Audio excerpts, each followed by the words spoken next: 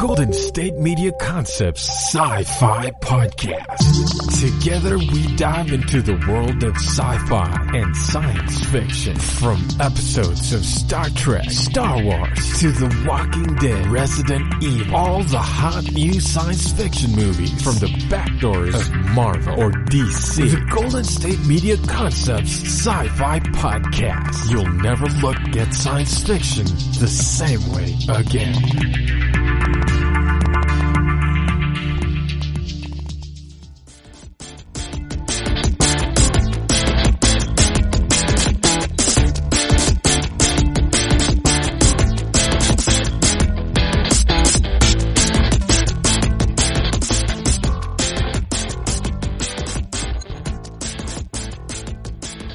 Thank you for tuning in to the GSMC Sci-Fi Podcast, brought to you by the GSMC Podcast Network.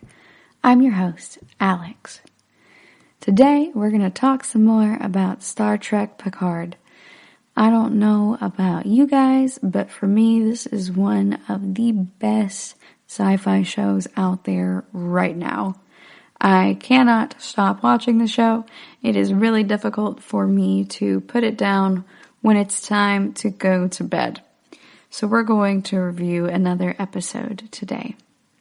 So, in Star Trek Picard Season 1, Episode 4, Absolute Candor, we get kind of a homecoming for Picard in a way. We really get to see what he was up to from where the movies left off and where he is when we meet him today.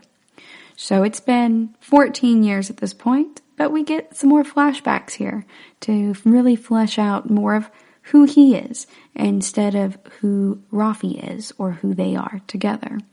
So, at this point, Picard and the rest of the La Sirena crew have made a stop on a planet that he has been on a while back.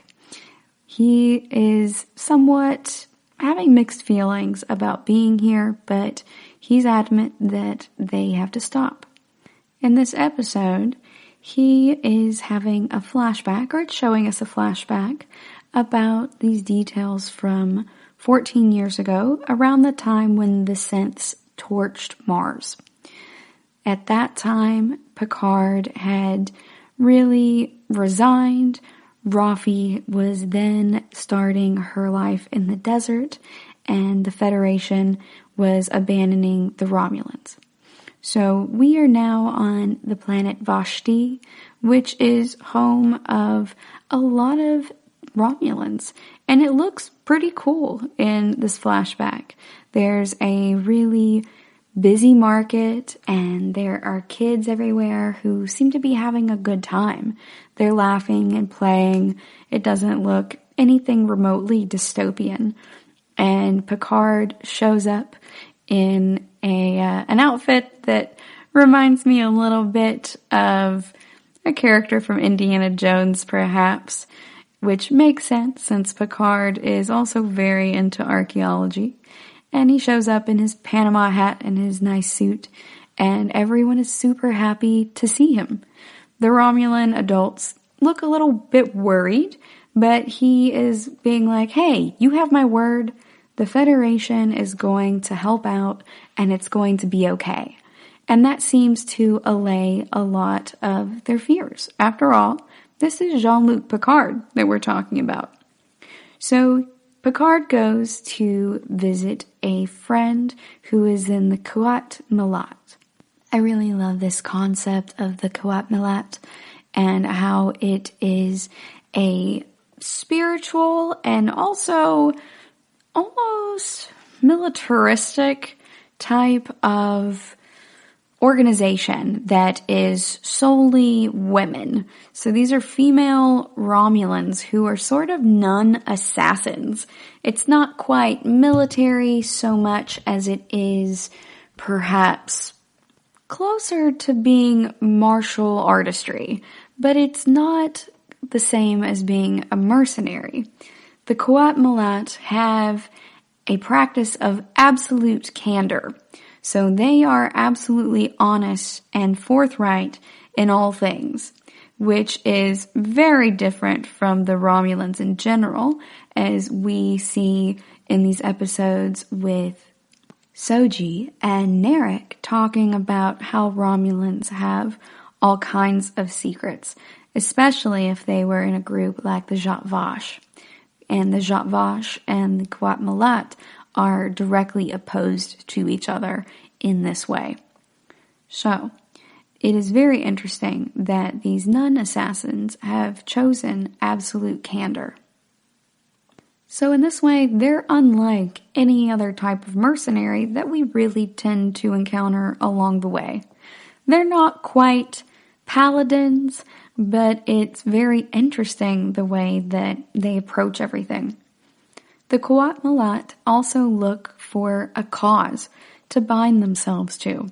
And in order for them to do so, it has to be an absolutely lost cause.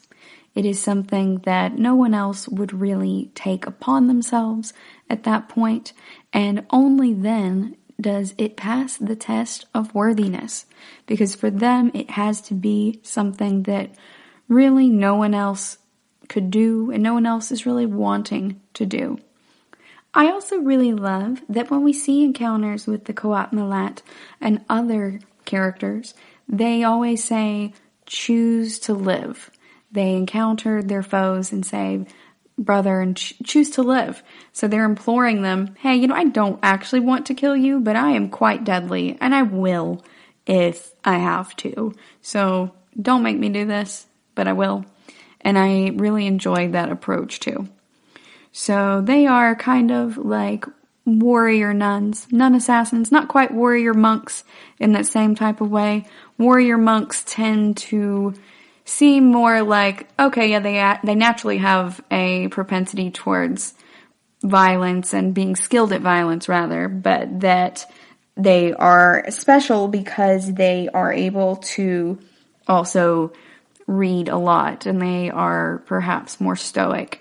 Whereas with the nun assassins can be quite warm, and it is almost in the name more interesting that they are nuns who are also assassins than assassins who are also nuns, if that makes sense. I think that the juxtaposition of nun assassins and warrior monks is really interesting, and a lot of it I think comes in the form of where the first word is placed. And in the case of nun assassins, then it is on the religious aspect, and the violent aspect is secondary, whereas with warrior monks, it is the other way around. And they have the same amount of syllables in the words. They are just compounded differently from each other. So I thought that was pretty cool, and I'm sure that somewhere in there is an anthropological allegory for Sherry Ortner's 1972 text, Is Female to Male as Nature is to Culture. So Sherry Ortner, who was an anthropologist, found in her studies that the condition of females tending to be subjugated in patriarchal cultures manifests itself in different levels, including devaluing women, their products, and their roles, as well as their perspectives. It is symbolically degrading of women, and that women are excluded through social constructs from participating in often very powerful positions within society.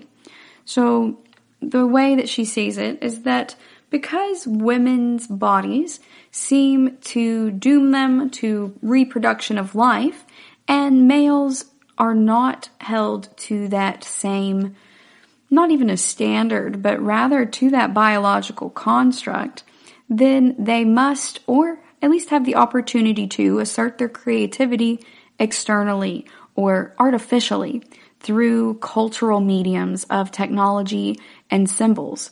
And so in that way, women create only perishables, human beings, while men create relatively lasting, eternal, transcendent objects, according to Ortner. She felt that this is a basis upon which women tend to be subjugated in patriarchal societies and are therefore comparable to nature and culture as females are to males. So I thought that that was very interesting. I learned about that in graduate school, and when I was considering the juxtaposition of the nun assassin and the warrior monks, Sherry Ortner immediately came to mind. And it is as though we view the nuns as being female first rather than being anything else. After all, a warrior could be male or female, whereas the assassin could also be male or female. But we have here placed the term nun first, and in a way, perhaps putting more emphasis on the femininity and the spiritual than we are for the warrior monks, where we are maybe associating that more with masculinity and violence together. So I think that that's kind of interesting if we view it that way. You don't have to, of course, but if you're interested, that is, again, Sherry Ortner's Is Female to Male as Nature is to Culture, and it is a 1972 anthropological text that I encourage you to look into. It's very interesting to read if you're going to be studying sci-fi or speculative fiction in general, or also just the use of language. We're going to go on a quick break, and when we come back, we're going to delve some more into this trip to see the Qowat Milat.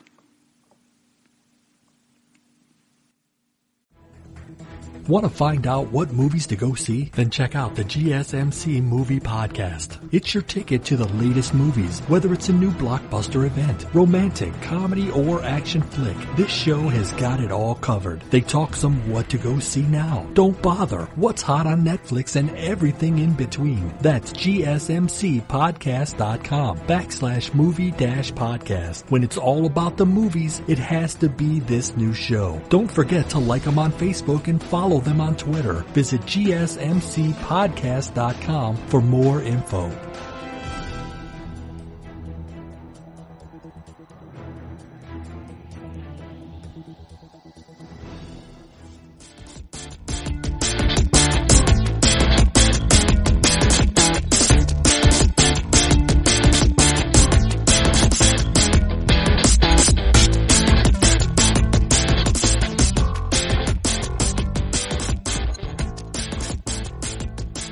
Welcome back.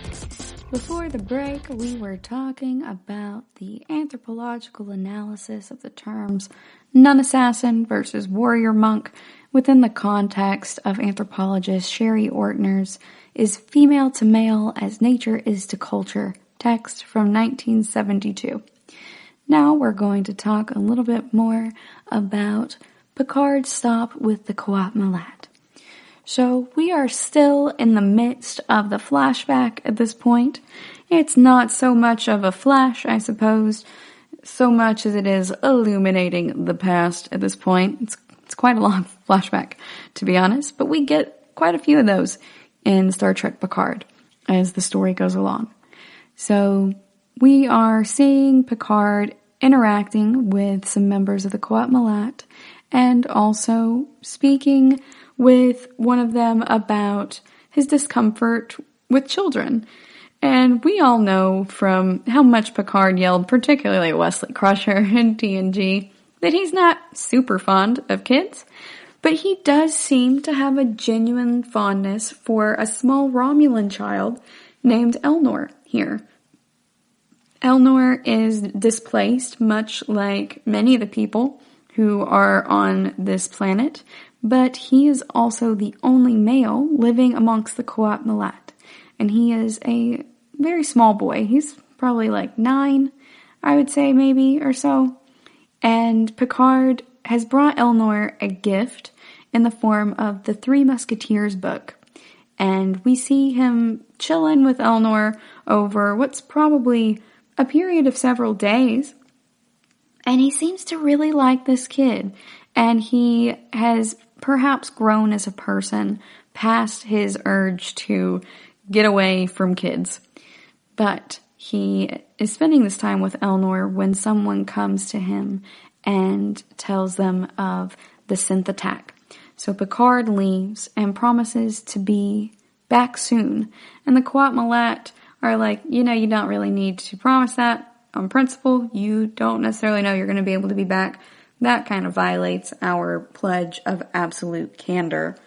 But he's like, no, I'm going to come back. So he fully intends to come back. And I think that at this point, he intends to definitely go to Starfleet and get permission from them. But he does not anticipate what ultimately happens in them accepting his resignation and firing Raffi. So he means it when he says it, just like he means it when he says that he likes Elnor. But unfortunately, he has not been able to come back since that point. And we see that as this flashback ends on that scene.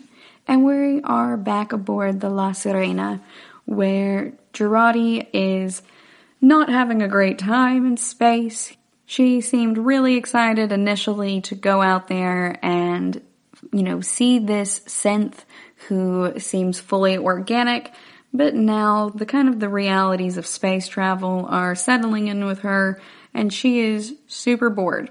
After all, she did kind of just flee her house with mostly the clothes on her back and showed up at the vineyard when the Romulans were attacking. So, in this way, Jurati is not very well prepared and starts trying to talk to Rios. Captain Rios does not want to talk to her. He just wants to read his book, The Tragic Sense of Life, because he is very much a philosopher in many ways, and he just carries an air about him of having a tragic sense of life. So Jurati keeps asking him all kinds of questions, and is like, why do you only have Klingon opera on board? And he won't tell her anything. He just goes, long story, and tries to brush her off. But he is not as annoyed with her as he is acting. And you can tell, he's kind of warming up to her a bit. But then Picard is like, hey, we need to go ahead and stop the ship. I have some unfinished business, and I know I might not pass this way again. I need to go ahead and stop here. And Raffi is like, dude, we need to keep going. But Picard, super stubborn. Everyone knows that when you try to stop him from doing something, it's a waste of your breath. And we will hear Riker echo that at a certain point. So Picard goes ahead and has them stop. Rios is deciding that he's going to go ahead and stop for him as well, and says that he's reading a book about the existential pain of living with the consciousness of death and how it defines us as human beings. And I really enjoyed that is what his book, A Tragic Sense of Life, is about. I personally deal with that a lot.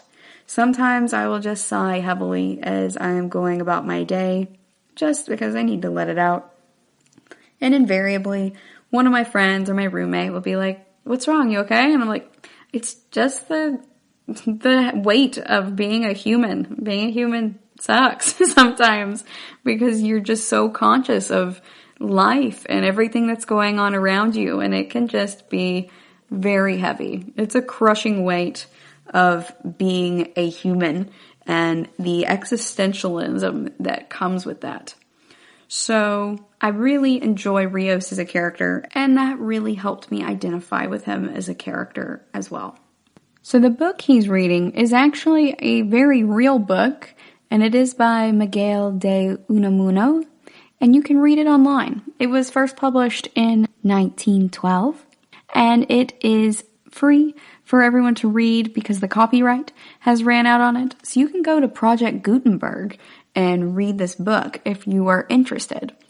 That is Gutenberg.org, Gutenberg.org. Of course, nobody's paying me to say that. It is just a really interesting fact that I thought you guys may be interested in, especially with this era of social distancing we are currently in.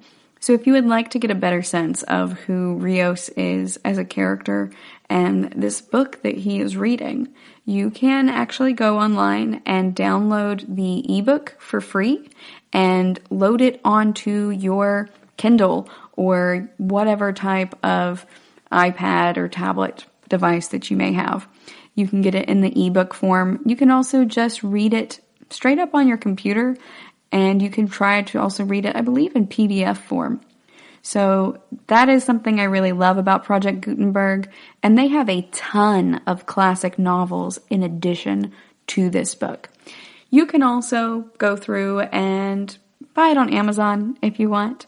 That's also totally possible, but it is very widely available, is what I am getting at. This particular selection of a book tells us even more about Rios than we may have been led to believe initially. So it's not just that Rios is kind of a bummer in a way, or that he is an existentialist. Miguel de Unamuno was a very prolific writer. He wrote novels, poems, plays, and essays, and is one of Spain's most influential thinkers. He once said that the truth is that reason is the enemy of life, and The Tragic Sense of Life was his most important philosophical work. It is widely considered to be one of the great existential texts of the 20th century and is held in high regard right up there with the works of Camus, Sartre, and Heidegger. So in this book, Unamuno is not just talking about how you can cultivate a tragic sense of life and that being a human is a bummer because it comes with this sense of existentialism stemming from the fact that we are conscious of the concept of death all of the time. But also in the book, he rejects the life of reason for one of intense passion, faith, and love, and really establishes Don Quixote as a really great role model for contemporary man. So I think that is very interesting, and a lot of great thinkers from the past are also reintroduced in these new publications of these books that are on Project Gutenberg and also on Amazon to be downloaded for free or to be purchased. And they reference what is really significant about the human condition and our place in the universe in general. And that's really what Star Trek Picard is about.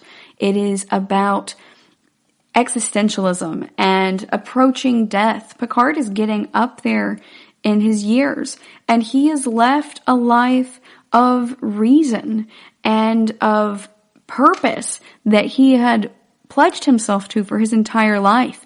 Just like Rios has also left that because he is ex-Starfleet, and just like how Rafi left it, even if she was forced to leave it, and how, in a way, Agnes Jurati has also left it.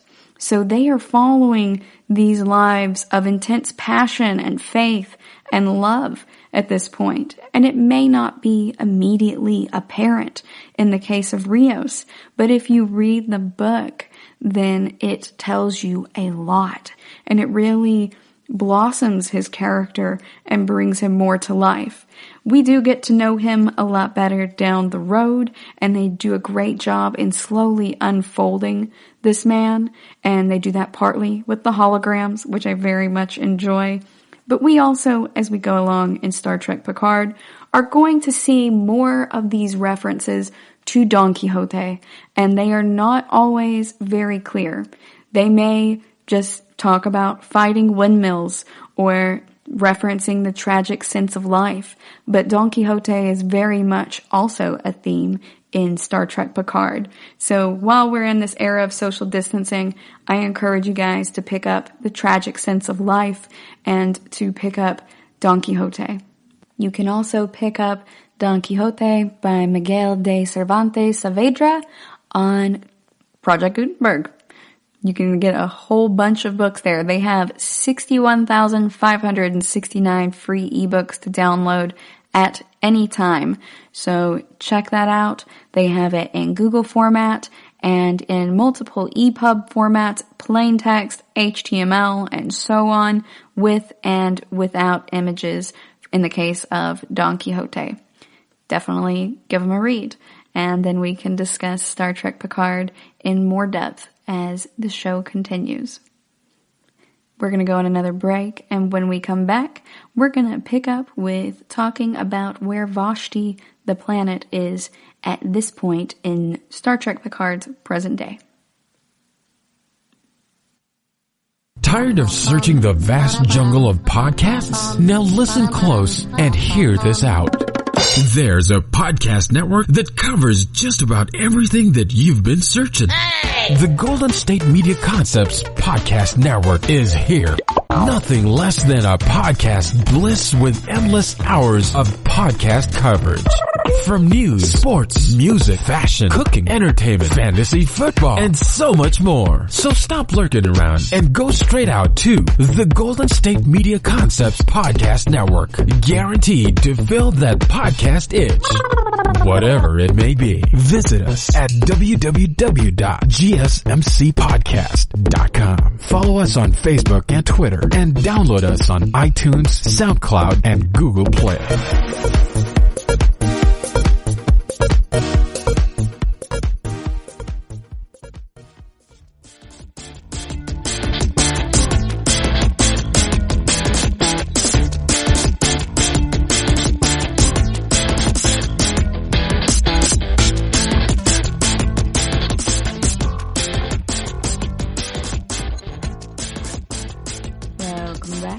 Before the break, we were talking about the book, The Tragic Sense of Life, that Captain Rios is reading on board the ship, and what that really tells us about him as a person, and also about the themes of the show, especially as they relate to existentialism, the running clock, and Don Quixote.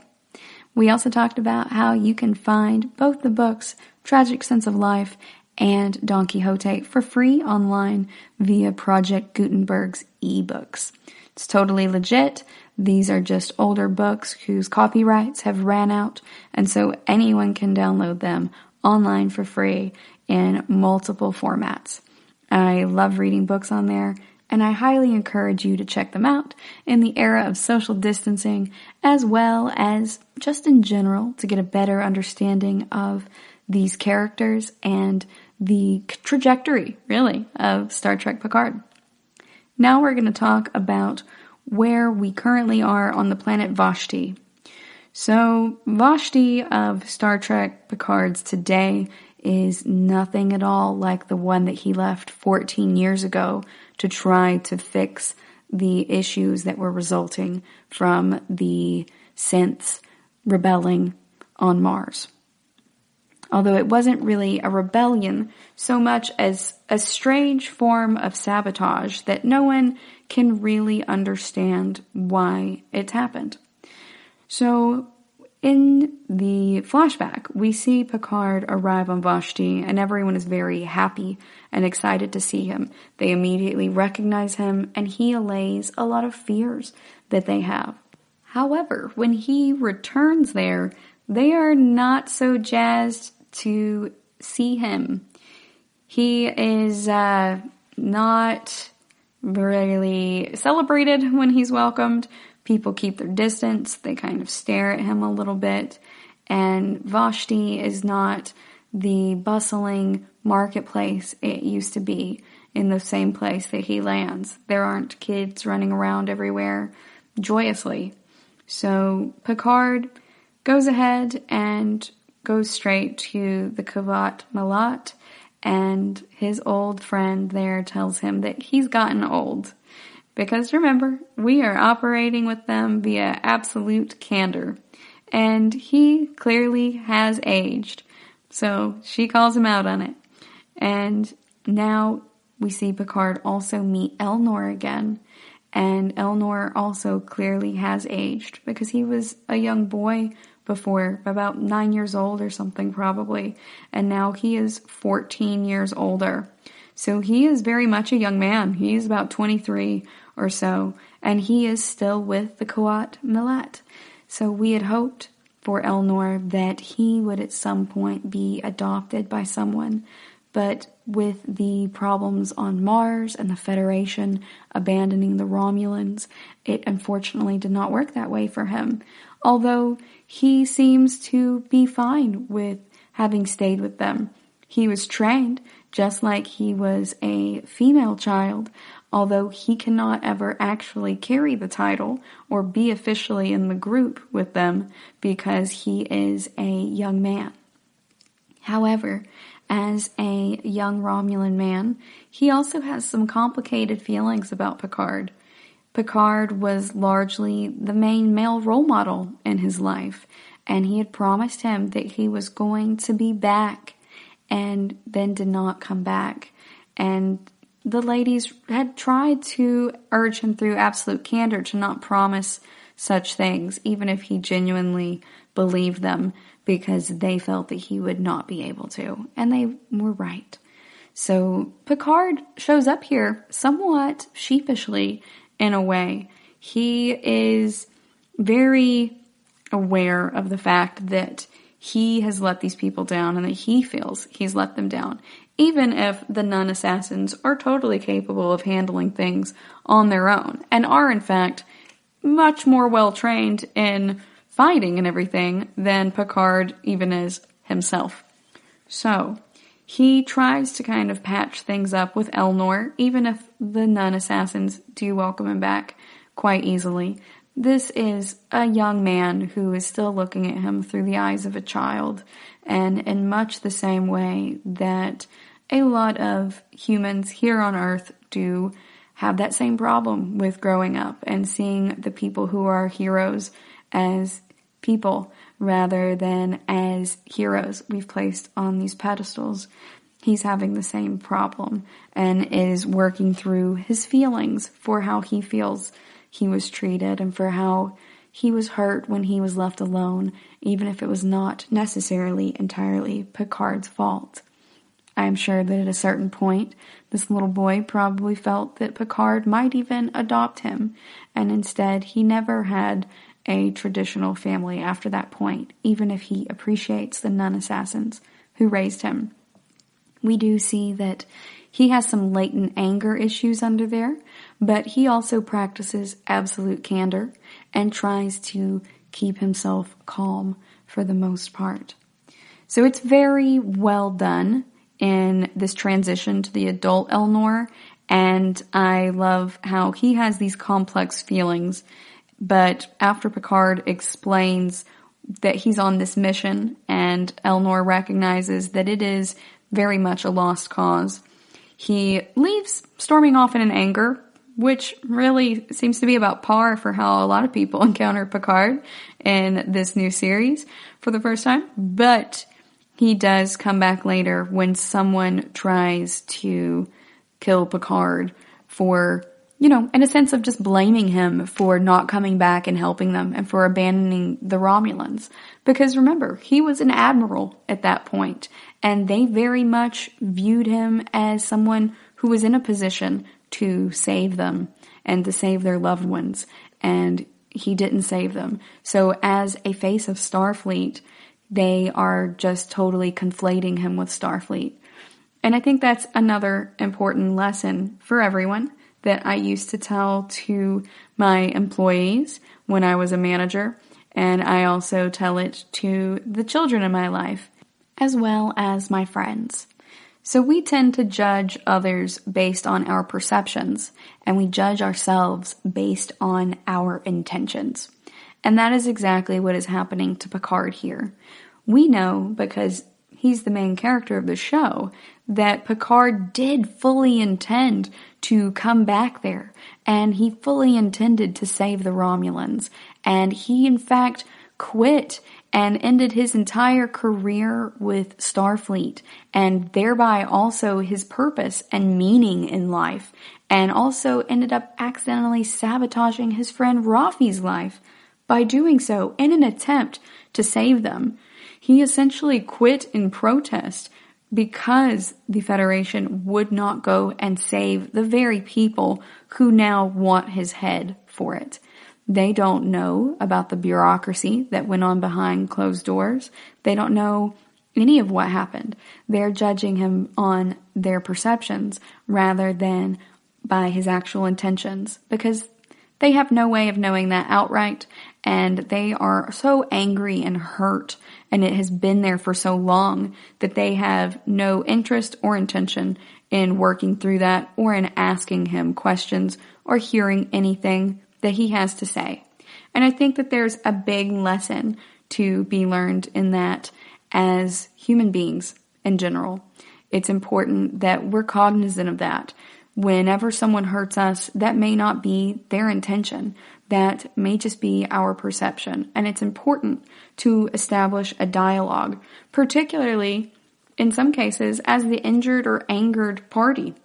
And it should not necessarily be your responsibility. It's not necessarily your fault. But if you don't initiate that conversation, then you may never be able to have it, because the other person is judging themselves by their intentions, and they may have no idea that you are hurt by their actions or their words, and they may not understand the degree to which you're hurt, even if they do understand that you are.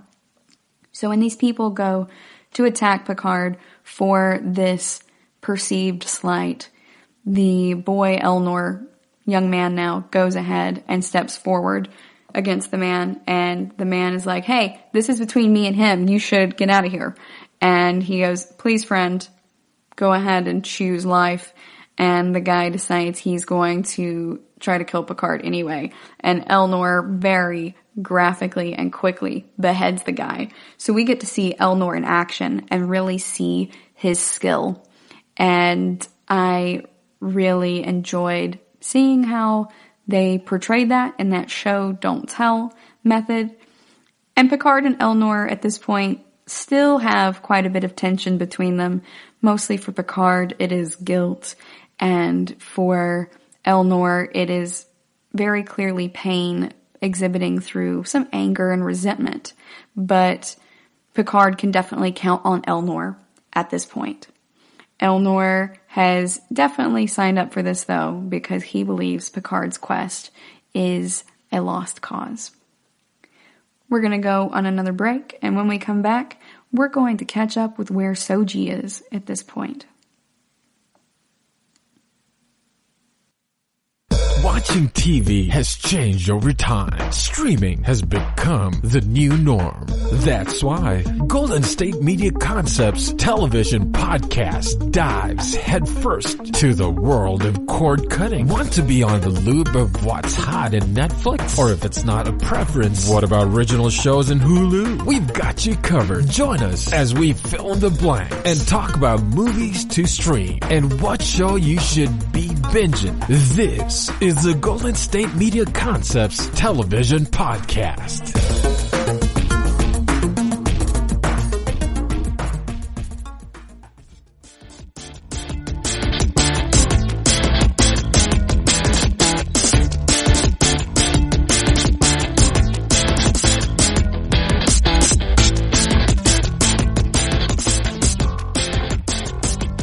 In our last segment, we were talking about Elnor and where he is at this point in the story, as well as the concept of judging ourselves by our intentions and others by our perceptions. Now we're going to go ahead and catch up with Soji. So at this point, we are seeing where Soji is on the artifact. She's watching some old videos of Ramda. If you recall, Ramda is the Romulan who was assimilated and who really freaked out on Soji last time and accused her of being the destroyer before snatching a gun from a guard who had brought that in there, which was inadvisable, and attempted to kill herself. Ramda seems to be very into the concept of this apocalypse with these sisters and the destroyer. So she calls the apocalypse the day of annihilation. And it is a day when, quote, all the shackled demons break their chains and answer the call of the destroyer, end quote. And that makes Soji very uncomfortable because she's just been called the destroyer, and also says that, are you the sister who lives or the one who dies? So now Soji is concerned about her sister as well, although her mom has told her, yeah, your sister's fine as well. And Soji's just uncomfortable in the meantime, and she's unsettled in general. So now she has Ramda's words also running around in her head. Narek is also following her around, and Soji is very intelligent. She's definitely noticed at this point, and he seems to have complete access to the artifact that they're on without having any real insignia or any badges or anything else that should indicate that he would have access to these areas, and people just let him walk through. So she's not very comfortable with that, and she's trying to find out if he is Zhat Vash, and he is not telling her that he is, but she also asks him, would you also say no if you were? And he's like, yes, I would have to say no to you still. So she's uncomfortable, but she still really likes him. So he is like, come with me, and he takes her down this really darkened corridor that is abandoned, and they take off their shoes, and she's like, why am I taking off my shoes? He's like, just do it. So they kind of slide around in their sock feet and just have this really fun, carefree time, and they make out a bit in this abandoned hallway, and then he tells her that maybe she didn't really live the life that she has in her records. So that really unsettles her, and she's upset with him some more, which is, that's fair at this point. And he really doesn't know a lot. And he says that a lot of what he has found in her records, or what he hasn't found in her records that should be there, is related to the assimilated Romulan ship, the Shenor.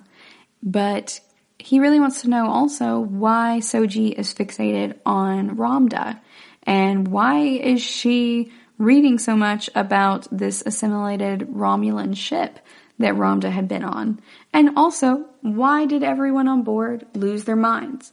So he is curious about this and why she's curious about this, but also his sister says that he's not moving fast enough with the plan, and she is beginning to doubt him. And she is especially frustrated because the Commodore has made it very clear that if they don't get this fixed, then they are both going to be killed. The Commodore is totally fed up with both of them, and when she put her life on the line for her brother to vouch for him, the Commodore was very clear that this was the final opportunity for both of them, and if they mess this up, that she was going to kill them both. So, Narek's a little bit frustrated, but he's also understanding not only is he in deep with this particular mission, which is not unexpected for him, but what is unexpected for him is that he's actually kind of getting feelings for this girl, even though he knows that she is a synth. He has these feelings for Soji, so he's still committed to his mission, but he's having some internal conflict. As we get further along in this episode, we see a bird of prey as well. And so Rios is in a dogfight with this other ship and is about to lose the battle, actually, until he gets bailed out by a really dope pilot who is in another ship. They rescue that pilot, though, from certain death by immediately beaming them aboard, because even though that pilot is magnificent, as the characters say, the pilot is still in a ship that is heavily damaged, and they need to get over there before they explode. this is a really exciting moment for us because when they take this chance and go ahead and beam the pilot aboard Rios' ship, the La Serena, we see a face that we recognize. It's 7 of 9. So, sure, we did get to also see her face in the opening credits, and I think we all knew that Jeri Ryan was going to be in this season. But it was still super cool to see her appear, and I was very stoked by the fact that she's a dope pilot at this point, too. It's been many years for 7 of 9 as well, and she's clearly changed in many ways. But she may also be the same in many ways. She still has that edge to her. She still has her keen drive towards perfection and for efficiency. But it's super dope to see her with this new hairstyle and wearing regular clothes instead of that giant spandex costume.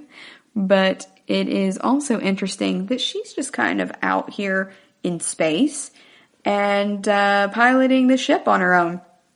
So what the heck is 7 up to at this point? Why is she out here? We get, though, that she is comfortable without a crew in many ways, particularly a human one. Although 7/Annika, which was her name before she was assimilated, made many strides aboard Voyager to work on her humanity and trying to reclaim some of that, she was assimilated essentially as a child, and so she is very much more comfortable in many ways being part of the Borg collective than she is in being around a lot of humans. And we see that a lot in Star Trek Voyager.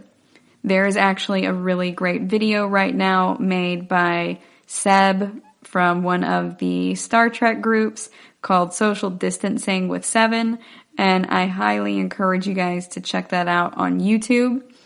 It's quite hilarious, and it made me laugh really hard each time I watched it. I probably am about 70 of the views for that video, and it includes such classics from 7 of 9 as telling Janeway that she wants to be released back out into the Delta Quadrant by herself, and Janeway's like, okay, with what to protect you? Borg perfection?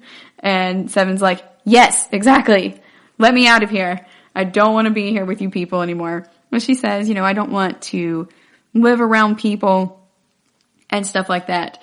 So I really can understand why we would see 7 of 9 mostly just floating out through space at this point and doing whatever the heck 7 of 9 feels like, because she can't really return to the collective. She has some strong feelings about that, but she also can't necessarily return to humanity. She's very much a creature, or a character, I guess is a better way to put it, who is caught between two worlds. And that is also kind of where Soji is at this point. And I really enjoy this series' exploration of humanity. That's really what this series is about, as well as it's what it means to be human. All right, we're going to go on another break, and when we come back, we're going to explore that concept of humanity. The GSMC Life and Happiness Podcast takes you on a journey of exploration. We'll discuss tried and true methods alongside the latest trends of how to best live your life to its fullest and happiest. From psychology to meditation, science to self-help books, the GSMC Life and Happiness Podcast will help you to discover what makes you happy and how you can live life being the best you possible. Download the GSMC Life and Happiness Podcast on iTunes, Stitcher, SoundCloud, Google Play, or anywhere you find podcasts. Just type GSMC in the search bar.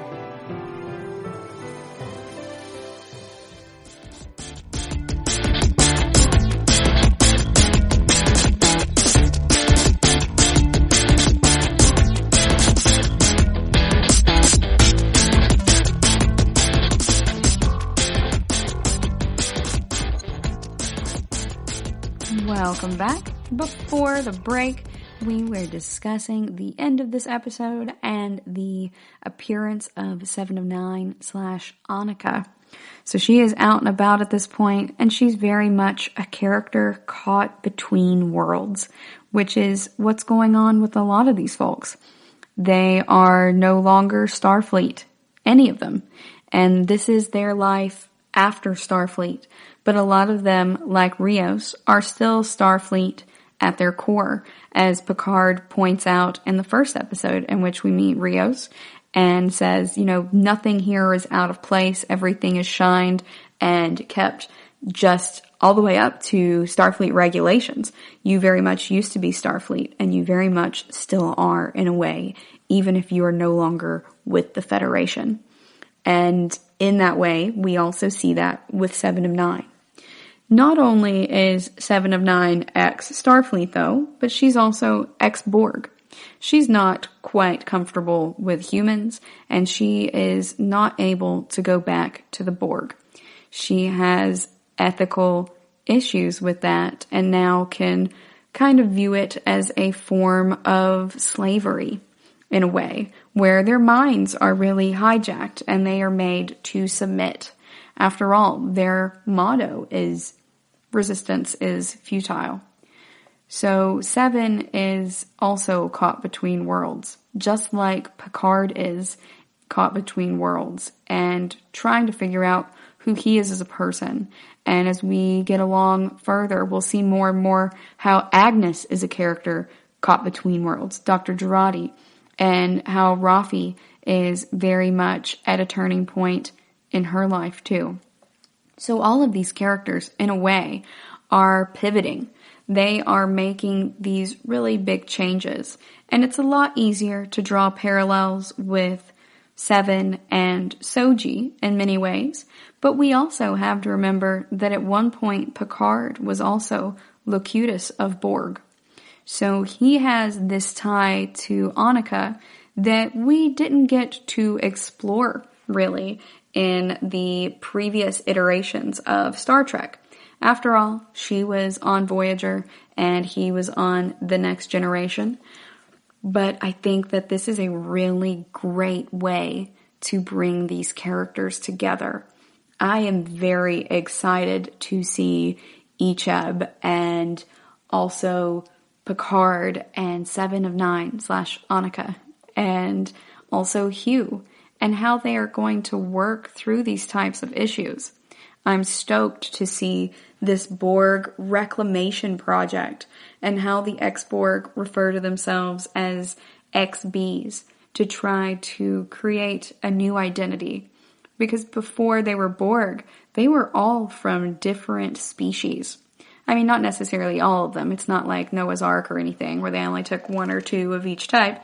But you get the gist that as they are freeing these people, when they are trying to make them whole again in a way outside of the collectum, they're trying to restore them to the bodies and minds that they had before with varying success. They are not able to necessarily just go, okay, you were a Romulan before, you're just Romulan again. They now have this new shared cultural identity and are almost like refugees in a way, where they have come from this harrowing experience that has a lot of mixed feelings. They're part of something that no one else can truly understand except for the others. And so they have a new group that they're a part of. And I really enjoy that. Sure, just labeling themselves as ex-Borgs still brings that component of their trauma into it. But what else are they going to call themselves at this point? So I think for now, I'm okay with the term XBs, and that helps them not think of it as the Borg, I suppose, by shortening it. But I want to see if maybe they develop it into something else as it goes along. But I like that that's where Hugh is kind of trying to take this. I'm excited to see more of these characters that are also between these levels of humanity. I think that is absolutely fascinating to explore that, especially since this series primarily stems from that season 2 Star Trek episode, The Measure of Man, in which they were just trying to determine what constitutes a human, or not even a human per se, since this is the Star Trek universe, but what constitutes a living being. I think it's very interesting to note that this episode is consistently rated as one of the top 25 episodes ever, anytime there is a Star Trek episode rating list. Throughout decades, it has been rated that way, and is very fascinating to see where folks rank it. Sometimes it is on the very top of the list and it's number 1. Sometimes it's number 10 or number 8, but every time it is within the top 25, and it is considered one of the absolute best episodes of Star Trek: The Next Generation. Interestingly, it was written as a spec script by a former attorney, Melinda M. Snodgrass, who also wrote novels for Star Trek: The Original Series. That was only made possible because there was a writer's strike. That was the reason the script was even accepted, because in 1998, the Writers Guild of America had a strike. So Snodgrass was recruited as a staff writer and a script editor at that point, and she remained on the staff until the end of the 3rd season. So she wrote some really great episodes, and you can tell that this has a lot of philosophical backing to it. You can see that she has drawn on a lot of her experience as an attorney, and it's very gripping and impactful and emotional as an episode. I also really like that there is a lot of historical reference to the concept of the measure of man. One of the first references was by the Greek philosopher Protagoras, and it was, "Man is the measure of all things." It is most frequently interpreted to mean that the individual human being, rather than a god or an unchanging moral law, is the ultimate source of value. I think that really rings true with this particular episode, and also how Seth MacFarlane mirrored it in Ted 2, in which Amanda Seyfried's character has to claim that Ted is an individual in his own right and is not property, just like they were having to argue on behalf of Data in The Measure of Man. So now we see as well, since Seth MacFarlane has been able to have a lot of Star Trek actors as voice actors on Family Guy and American Dad over the years, and has also been able to create the Orville and bring that to life, how much he truly loves Star Trek. But now that I know that as well, it very much makes sense that that is the whole concept of Ted 2. I also think that that is another great theme of Star Trek Picard. It's all based on that episode about Data, the measure of a man. But this isn't just about Data at this point. It's also about Soji. So it is about what makes us beings, what makes us individuals, as Protagoras would say. However, it's not just about what makes someone an individual being. It is also about the measure of a man in the context that Martin Luther King Jr. also referenced when he said, "The ultimate measure of a man is not where he stands in moments of comfort and convenience, but where he stands at times of challenge and controversy." And that is something that we are also seeing with Picard. We are seeing where he has stood at the moments of challenge and controversy 14 years ago, and what he's done in those 14 years, where he's kind of stagnated in a way and just been in mourning for his friend, and then also where he is now, where he has found that there is something else bigger than him going on, and he has a new purpose and a new meaning, and it's going to be exceptionally challenging and controversial what he is pursuing at this point, but he is going to do it at any cost, by any means necessary. We're going to go ahead and go on a quick break, and when we come back, we're going to wrap up this episode.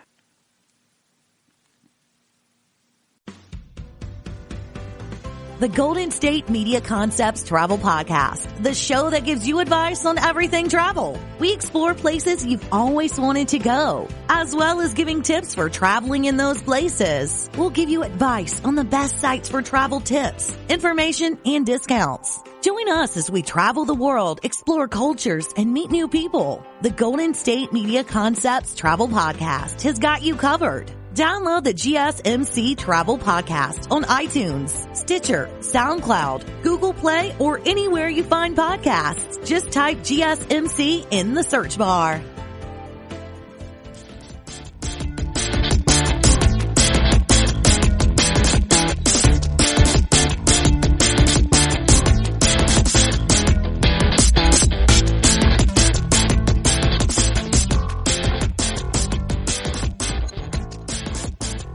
Welcome back. Before the break, we were discussing the concept of a measure of a man and how that is the episode of Star Trek TNG Season 2, Episode 9, that this is all based off of, this entirety of Star Trek Picard. We talked a bit about how that relates to Data and Seven of Nine and Soji and this concept of what makes an individual or a life form, and how a lot of these characters are caught between these two worlds.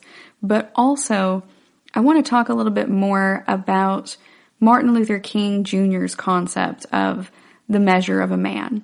In our last segment, I explained the quote for that and about how it's where a man stands at times of challenge and controversy.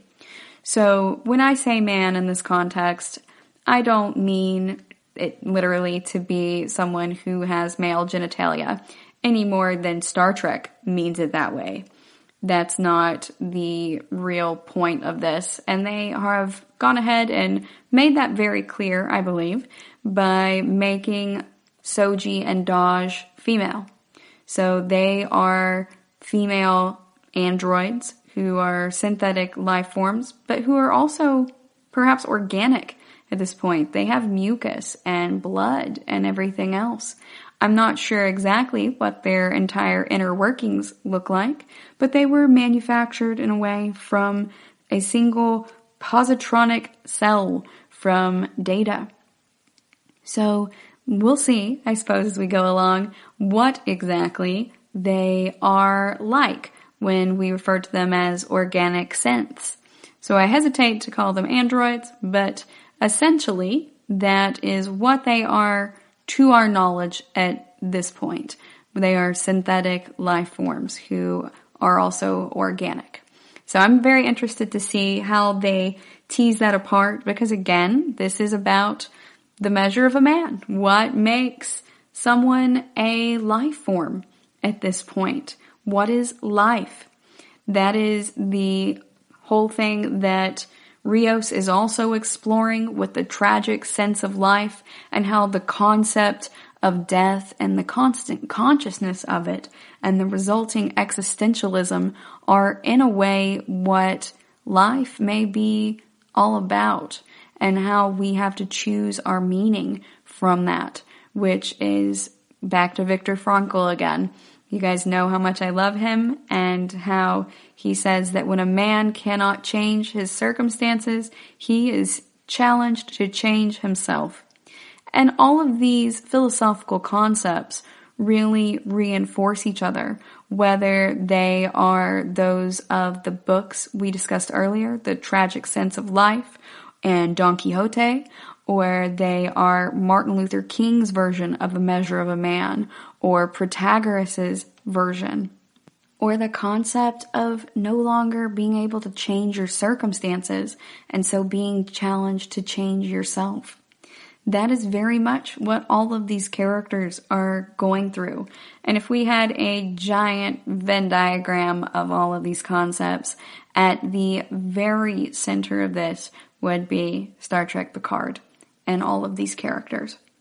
I think that this series is exceptional in its application of these philosophical concepts, and it is remarkable how much they've been able to extrapolate this original single episode from 1989, but also how remarkable it is that the more things change, the more they stay the same.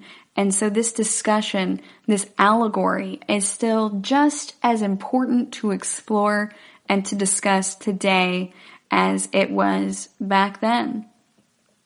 I think that right now as well, with this entire concept of social distancing, a lot of privileged citizens of the world are really getting a small taste of what it is like to be in a refugee type of situation, to kind of understand why people might act a certain way out of desperation as well. It is very expansive to human perception if we open our eyes to it. And in that way, I am really also enjoying these clips we're getting to see of the Romulan refugees and the ex-Borg in the Reclamation Project. And also how we're seeing that a lot of these characters really firmly believe that they're doing the right thing, even when they are diametrically opposed to one another. Because we're often the heroes of our own stories, but we are also sometimes the villains of other folks' stories. Even if that wasn't our intention, the perception still stands. And it is very fascinating to see how well they are combining all of these concepts on the screen.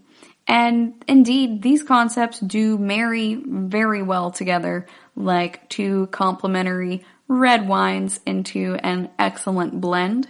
But I still am just overjoyed at the high quality of this show. I know a lot of folks had problems with Star Trek Discovery because they felt it's mostly a cool story and it doesn't have as much of the philosophy behind it. I still love Star Trek Discovery. I think that having this really cool story and storytelling component is really fun, and there certainly is a decent amount of philosophy in it if you are looking for it. However, Star Trek Picard is really ultimately what I am looking for in a Star Trek series. They have intricately woven through all of these threads, even as we're discussing it only 4 episodes in. And I did not necessarily entirely see it at the time when I was initially watching it, but that's just like hindsight for anything being 2020. So it is really unfolding before my eyes in a way as I'm going back through and I'm discussing these with you guys. There is so much going on in here that stems from that single episode from so long ago. Like at this point, it is literally 30 years ago. 31 years ago, actually. That episode came out a month after I was born. Literally. I was born on the 13th, and it came out on the 13th, the following month.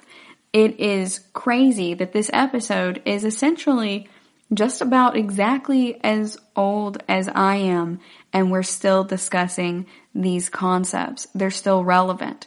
And in some ways, that may be upsetting, but I also find it to be encouraging that Sir Patrick Stewart and everyone involved in Star Trek is still willing to go out there and have these conversations, and they recognize the importance of these conversations. And we're getting to see Jonathan Frakes approach this in different ways as he goes through and directs some of these episodes as well. All of these actors have grown tremendously, and it is so exciting for me to see these people I grew up with aging on screen as well. I think that that's really beautiful, and I love that we are having these older protagonists carrying on this very heartwarming but also quite harrowing story. And I also love that we're getting to see it in the TVMA format. So it's the brutality of war, and it's another step forward in this concept of changing ourselves, changing these circumstances. We're on a new platform at this point. We are doing something with Star Trek Picard that we were not able to do before because it was on primetime television. But since everyone is able to access it online at this point, they can bring some really heavy threads into the tapestry and weave them together. And I think that it is made more brilliant by them doing so. And I cannot wait to see where the rest of the story goes. I'm so excited. I know I keep saying that, but it's true, to see how they continue weaving these together and how this show continues expressing these themes of existentialism and the ticking clock and the measure of a man and changing your circumstances versus changing yourself, and just exploring what it is to be an individual and to be a full being. It is something that I think many of us struggle with daily, as I discussed earlier, the weight of being human. And we're seeing how these characters are carrying the weight of being human and potentially being not human, and just further exploring that path that Data set out for us so long ago in discovering who he was as an individual, and in a way, who we are as individuals in our own humanity. Thank you for tuning in to the GSMC Sci-Fi Podcast, brought to you by the GSMC Podcast Network. I'd like to ask that you please remember to subscribe to the show, and writing a nice review always really helps us. Also, if you could please follow us on Facebook, Twitter, and Instagram, I'd appreciate it. Thank you kindly, and have a good night. You've been listening to the Golden State Media Concepts Sci-Fi Podcast, part of the Golden State Media Concepts Podcast Network. You can find this show and others like it at www.gsmcpodcast.com. Download our podcast on iTunes, Stitcher, SoundCloud, and Google Play. Just type in GSMC to find all the shows from the Golden State Media Concepts Podcast Network, from movies to music, from sports to entertainment, and even weird news. You can also follow us on Twitter and on Facebook. Thank you, and we hope you have enjoyed today's program.